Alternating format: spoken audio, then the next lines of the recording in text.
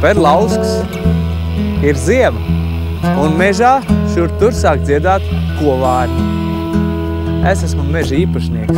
Es esmu izņēmis meža ciršanas biļeti.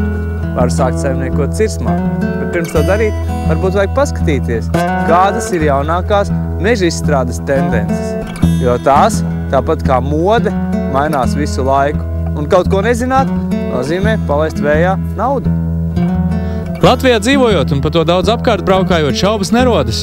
Tāpat kā Somija ir zilo ezeru zeme, tā Latvija ir meža zeme. Tie pie mums aug griezdamies. Taču tikpat bieži gadās redzēt, ka tur, kur vēl nesen atradās lepna egļu audze, tagad vidi salmains, zariem piegāsts klājums ar pāris izstiedzējušām koku pīckām vidū. Tādu man jāsāk domāt. Varbūt meži ne tikai aug griezdamies, bet arī tiek griezti uz velna paraušanu. Pastāv viedoklis, kad Latvijā meži ir izcirst, Latvijā mežu nav. Vienkārši man izsauc šis apgalvojums smaidu. Ja mēs paskatāmies, kā ir palielinājušās meža platības, salīdzinām ar tām platībām, kādas bija, pieņemsim, pirmās brīvvēles laikā, tad mēs redzam, ka, var teikt, dubultojušās ir šīs te platības. Jā.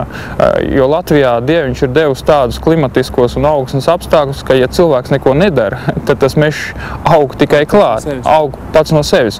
Un, ja mēs paskatāmies, kas notiek lauksaimniecībā neizmantotajā zemē, ja 2 gadus tur cilvēks neko nedara, tad jau mēs redzam pēc 2 gadiem izspaugušies gan bērns, gan eglītes mazās, un tas mežs, tā ekosistēma atgūst to, ko cilvēks viņai kādreiz atkarojas. Jo, ja cilvēks neko Latvijā nedarītu, tad es pieļauju, kādi 80% no visas teritorijas būtu klāta ar mežu. Nu, pašlaik tie ir 47%, bet, kā rāda jaunākie pētījumi, tad droši vien, ka tas ir vairāk, tie kādi 50%.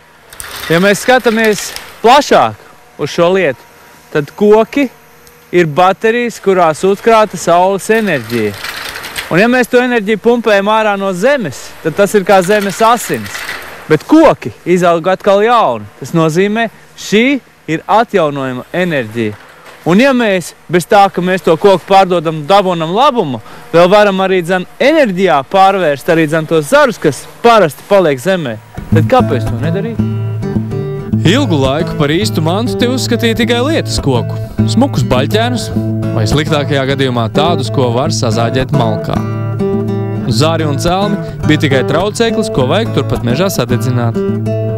Tāpat laikā pāri jūrai, Skandināvijā, mežinieki bija iemanījušies saimniekot krietni lietderīgāk. Derīgā mantā pārvērsti arī atzaroties zari. Ideja elementāra.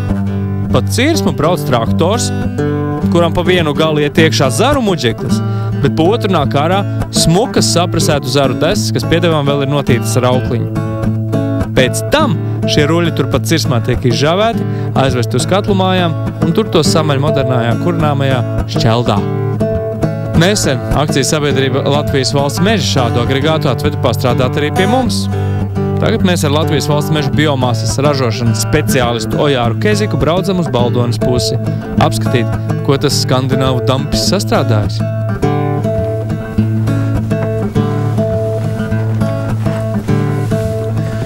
Kas tu viņai ir iekšā šitie zari? Zari un visi galotnes. Līdz kādam diametram tu liec iekšā viņas saņos? 8, bet te ir arī visādi, tas ir brāķētās koksnes iekšā, tas ir lielāk diametra. Viņam tam nav nozīme. Citā sortimentā tās arī atstāja visu un tos visus apako. Un kas tā par šņori? Kur to dara? Tā ir līnā, dabīgā. Dabīgā tā? Tā ir tāda, kas sadeg un bez atlikuma. Tas nav dārgs prieks, kaut kāds dabīgās šņoris. Plasmas nevar dedzināt. Šitās te desas, kad viņas žāvē tieši cirsmās, ja? Jā. Un pēc tam, kur viņas liek? Tad viņas ved uz lielajām katlamājām, kur viņas stacionāriem vai pārvietojiem lieliem šķeldotājiem šķeldo kopā vai drupina.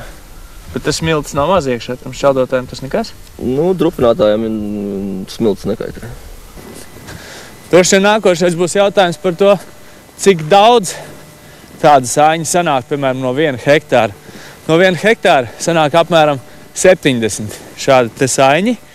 Un runājot par katlu mājām un viņu interesēm, viens šāds sainis ir 1 megavats. 3-metrīgs sainis, 1 megavats. Daudz vai maz, domājiet paši. Un re, kur ir cirsma, kāda tā paliek.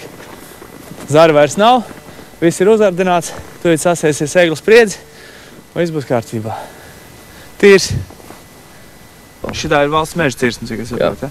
Ar privātie šitādas te jums piedāvā? Vai privātiem vispār ir jēga domāt par šitādiem? Nu, par saiņiem ir grūti teikt, vai viņiem ir jēga, jo šo momentu Latvijā neviens saiņotāji vēl nestrādā. Mēs ņēmām no Skandināvijas viņus. Bet... Šitā ir nākotne. Tā ir nākotne. Braucam uz tagad. Ja zari nav izmētāti pa visu cirsmu, bet sakrauti kaudzēs, tie jau pēc kaut kā izskatās. Taču skaidrs, šādus zarus krāsnī neiebāzīs, un katru zaru sazāģēt smalkāk būtu baigā ņemšanās. Tādēļ ir izgudrots ātrs un ērts veids, kā pārvērst tos kurināmajā. Šķeldošana. Izskatās ļoti vienkārši. Pie tavas izžāvētās zaru kaudzes piebrauc tukša fūre un traktors. Tam aizmugurē piestiprināta neganta dzelzs rīkle, un tajā kā nebijuši pazūd visi, arī paprāvākie baļķēni. Otrā galā nāk ārā svaigas šķeldas strūkla. Šī kurināmā plusi, tas ir kompakts, tam ir liela siltumspēja, turklāt tas ir ražots no citādi neizmantojamas koksnes. Kā vienīgo mīnus var minēt to, ka ja šķeldu negrib krāsnī lādēt ar šķipeli, tad ir jāiekārto automātiskās padeves ierīces saukta par gliemezi, un tas maksā. Latvijā jau šur tur ir katlu mājas, kas šķeldu ņem pretī, taču Lietuvā un Igaunijā pieprasījums esot krietni lielāks. Taču šim kokam ir 2 gali. Ja mēs šeit būsim gatavi to mantu ražot, tad arī būs iemesls radīt vietas, kur to patērēt. Tādēļ mēs ar domu par nākotni dodamies uz modernās mežstrādes paraugstundu.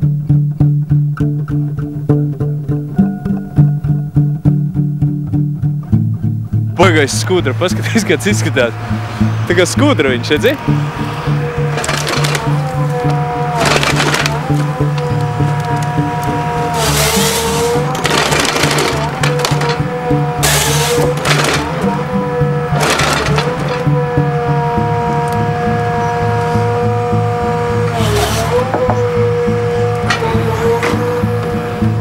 Šo neganto kokgāzēju, to sauc par harvesteru. Pietiek paskatīties, kā tas strādā, lai jautājumi nerastos. Ar šādu rīku var sazāģēt ko un kā vien vajag, arī sakraut var. Taču būsim reāli. Nopirkt šitādu vienam pašam mežīpašniekam nav iespējams. Taču samesties ar kaimiņiem un izsaukt to uz viesizrādēm pašu mežos, tik nereāli nemaz neizklausās. Taču jebkurā gadījumā no šī zvēra var mācīties darba kultūru. Viss tiek nolikts, kur pienākas. Redzējāt, kā viņš sakrāmē zarus? 2 čupās. Tāda čupiņa paliek atsevišķi, un tad viņi arī paņem tie, kam ir funkcija savākt šos te zarus. Bet arī pat laikā viņš teica, ka tur, kur augstnī pa slapju, tur vajag viņus tomēr likt arī sliedē, lai viņš pats var braukt. Tas nozīmē, ka no purviem un zemām vietām tomēr bieži vien tos zarus nevar izvest. Skaidrības labad jāpiebilst, zaru savākšana nav iespējama pilnīgi visos mežos. No slapjajiem meža tipiem šāda darbošanās ir jāaizmirst kūdreņos un purvaiņos, bet no sausajiem silos, mētrājos un lāņos. Ja jums tas neko daudz neizsaka, visdrošāk pajautājiet mežsargam. Viņš arī pateiks, var zarus vākt vai nē. Tās vietās, kur viņi liek viņus apakšā, faktiski ir tas saucamais voloks, ja? Jā. Cik procentu apmēram no cirsmas aizņem tā zara, tas voloks saucamais? Tas voloks aizņem apmēram 20% no visas platības. Tas nozīmē 5. daļa platības aiziet zaros. Aiziet zaru volokās, jā. Un kādu voloku tu jau nevar paņemt, kad frēzēt vai apstādīt? Nu, viņas ir grūti praktiski neiespējami apstādīt. Tas nozīmē, ka 5. daļu mēs neapstādām vienkārši. Tas nozīmē, ka šitā te, ja mēs paņemam to zarus, savācam čupās, un tas voloks un tā 5. daļa ir atkal pieejama meža atjaunošanai. Un saki, ja mēs atstājam zārus, galotnes, visus tos atzāģus iekšā, cik procenti tas ir no kopējās koksnes vispār? Zāra galotnes ir apmēram 20 līdz 30% no kopējās koksnes. Nu, plus vēl paliek calna 10-20%. Faktiski tas mežs, kurš man ir izaudzis, kad ja es viņu nozāģēju pārdot un ja es neizmantoju zarus un tas gals, tad es 2/3 tikai izmantoju. Jā. Taču šai jaunmodīgajai zāģēšanai obligāti nav vajadzīgs harvesters. To var darīt arī zāģējot pa vecam, ar motorzāģiem vīru rokās. Šitais ir tā, ko faktiski jebkurš mežcirtējs var sataisīt, ja? Šitā ir tā lieta, jā, ko jebkurš privāti īpašnieks vai mežcirtējs var sataisīt. Un tas ir, principā, ņemot, rodās vēl viens sortiments mežā, kuru var sagatavot, izvākt ārā un realizēt. Noteikti izcirtuma izciršana. Paliek, cik es saprotu, šitie celmi, ja? Paliek celmi un paliek arī galotnes zari, kurus pirms tam dedzināja kopā. Jā. Un neliederīgi siltījām gaisu tikai. Un tagad to visu var savākt, pārstrādāt un realizēt un dabūt apakaļ naudu. Lai to varētu izdarīt, droši vien jau cērtot mežu ir jāzina, ka tāda lieta tiks darīt, ja? Jā, cērtot mežu, viņi jau strādā pēc savas citas tehnoloģijas un zari tiek tā izsīt čupiņās mazās, pēc tam tās čupiņas tiek vestas ceļmalās un te viņš mums stāvēs kādi 6 līdz 9 mēneši, kamēr izžūs, lai būtu augstāka vērtība, mitrums mazāks. Labi, foresteram tu vari pateikt, tu strādā pēc programmas zari vienā malā, pēc tam viņi savāt. Ko veči ar tāpat tās domā darīt? Nu, kāda satpība, vai tie veči liek ceļā vai liek kaudzītais atsevišķi tais un viss. Sanēs vienkārši zaras kaudzēs. Kā kādreiz nes uz dedzināšanu kaudzītais, tā tagad nes tikai nededzina vairāk. Nu, paskatieties, šis ir labs piemērs. Reku baļķi, reku zari. Atkal baļķi, atkal zari. Zaru čups un baļķu čups ir sakrauts tādās kā lielās rindās pa visu cirsmu. Ir viegli braukt un savākt. Jā, un ziniet, nav jābūt augsti mācītam, lai saprastu to, ka tīrā cirsmā augi un zemsedz atjaunojas labāk nekā tādā ar zariem aizgāstā. Protams, tas ir kaut kāds materiāls iegūms, kurš pirmkārt droši vien ir kāda naudiņa, ko viņam samaksā par tiem zariem no viņa cirsmas, bet tas lielākais iegūms, protams, varētu būt saistīts tieši ar to atjaunošanos. Jo atjaunošana ir diezgan dārgs pasākums. Un, kā es teicu, cirsmas satīrīšana prasa līdzekļus un pēc tam arī stādot tiek tērēt līdzekļi, bet šajā gadījumā, kad tie zari tiek savākti, mēs panākam daudz labāku dabisku atjaunošanos. Klausies, ja reiz mēs cīnāmies par tīru izcirtumu, kurā vienkārši ir viegli ataugt mežam, un tu ir celmi, viņi tu paliek zemē. Ar tiem neko nevar izdarīt?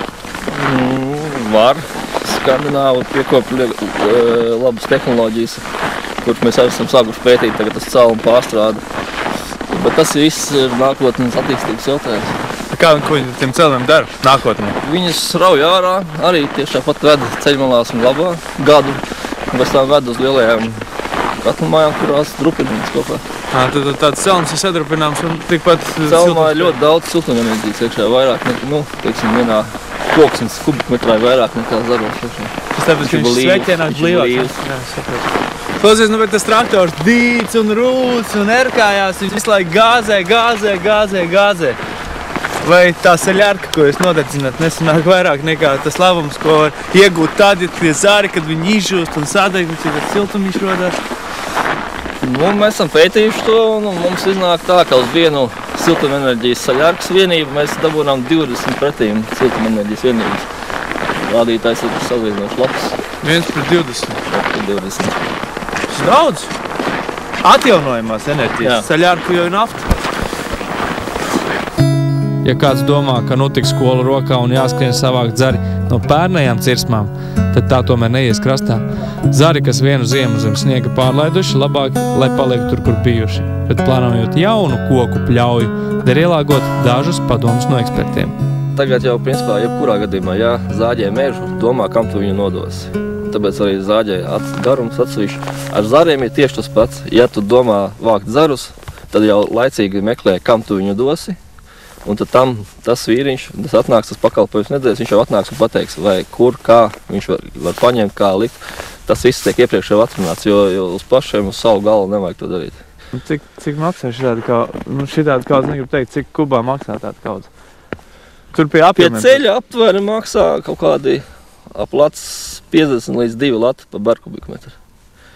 Bergkubikmetrs, ko tas nozīmē? Bergkubikmetrs tas ir, kad viņi sašķeldos, tad radīsies tilpums kubiks. Un viņi norēķinās pēc tam, kad viņi sašķeldojuši, tad viņi zina precīzi, cik tur bija iekšā, un par to viņi arī samaksā. Jāsaka, ir tā godīgi, ka tālāk vest par 50 kilometriem ir galīgs neprāts. Visu godīgi runājot nosaka savākšanas izmaksas. Jo tur ne tai koksnei, pašai, ne koku sugai, ne tam, kas tur ir, nav tik liels nozīmes, cik ir nozīme taisni pašām savākšanas izmaksām. Vislabāk dzīvo tas, kuram ir visa struktūra, respektīvi pieder gan īpašums, gan arī pārstrādes iekārtas. Ir, protams, Latvijā arī meža īpašnieki, kuri vien paši to var atļauties, iegādāties visu šo te vertikālo struktūru. Ja. Bet lielais vairums, protams, tāda nav. Un šie cilvēki var kooperēties. Un kooperācija ir absolūti arī nepieciešama tajā gadījumā, ja viņi grib šos te zarus pārdot kādai firmai, kura veiks tālāk pārstrādi. Jo, ja mēs paskatāmies, tad vidējā cirsma privātajos mežos Latvijā ir 1 hektārs. Ņemot vērā visas transporta izmaksas, pārstrādes izmaksas, reti, kurš būs ieinteresēts braukt pēc zariem uz 1 hektāru lielu cirsmu. Ja es esmu meža īpašnieks, kurš grib cirst mežu nost, 2 lietas, kas man jāizdara. Vispirms jāsaprot, vai kaut kur tūmā kāds mans kaimiņš to pat negrib darīt. Un otrs, pirms ciršanas jāsaprot, ka man gribās vākt nost zarus. Ko man tas dos? Šobrīd tas dos man no 1 hektāra ieguvumu apmēram 50 latu vērtībā. Tik par to, ka es sazvanu večus un pasaku, man tur būs zaru kaudzītes. Brauciet, darbojieties. Bet tas ir tikai pagaidām, tāpēc, ka tūlīt var pacelties atkal gāzes vai naftas cenas, un tad šai atjaunojamai enerģijai, kur dabū no tādiem zariem, būs daudz lielāka cena. Tik īss un tik garš. Bet varbūt, ka enerģētiskiem nolūkiem kokus var ne tikai cirst, bet arī stādīt klāt, ja jau tie te tik labi aug. Izrādās tiešām var. Dažviet pasaulē to jau dara, un arī šeit pie mums ir visas iespējas, un viena suga, kas šādai nodarbei ir īpaši piemērota, ir kārkls. Esiet pazīstami, enerģētiskais kārkls, kas patiesībā ir tāds ģenētiski uzlabots mūsu pašu pupolītis. Ja es gribu savu saimniecību enerģētiski balstīt uz šo kārklu, man ir vajadzīgi 4 lauki. Tātad vispirms zemē iesprauž vicu, pirmajā gadā viņi nogriež, un tad viņi sāk laist daudzas atvases. Tās atvases tad vienu lauku vienā gadā, otru lauku nākamajā gadā, un viss notiek. Nafta man nav vajadzīga. Turklāt šis te augs savā sakņu sistēmā var saistīt daudz no piesārņojuma. Sevišķi būtisks esot tas, ka viņš svinu var uzņemt saknēs, un līdz ar to mēs augsni attīram vēl viņu audzējot. Un pūpoles veidienā mēs pilnīgi mierīgi pliki savos miljonus hektāros, kur šobrīd Latvijā aug vienkārši Latvijas kokvilnu osne, varēsim skraidīt un priecāties par pūpoļiem. Šie kadri ir filmēti Britu salā, un, kas īpaši smieklīgi, šī kārklu plantācija aug izlietotā akmeņogļu karjerā. Tā teikt, uz neatjaunojama dabas resursa pudamentes tiek audzēta atjaunojamā enerģija. Once the crop's planted, there's really very little you need to do to it. As far as fertilizer is concerned, we don't put anything on, but at planting we put on sewage sludge with the crop, which is a means of getting rid of waste from sewage farms that otherwise they have difficulty getting rid of, as they can't put it onto food crops. And they come on and put it on for free, which gives us free nutrients into the crop. Mēs redzējām arī to, kā kārkli tiek pļauti. Gatavā produkcija top turpat Vadziņā. We have a system of renewable obligation certificates, and so they're targeted to have a certain percentage of their power generation from renewables. And if they generate with renewables, they get given a certificate from the government. If they don't generate from renewables and gain these certificates, they have to pay a fine.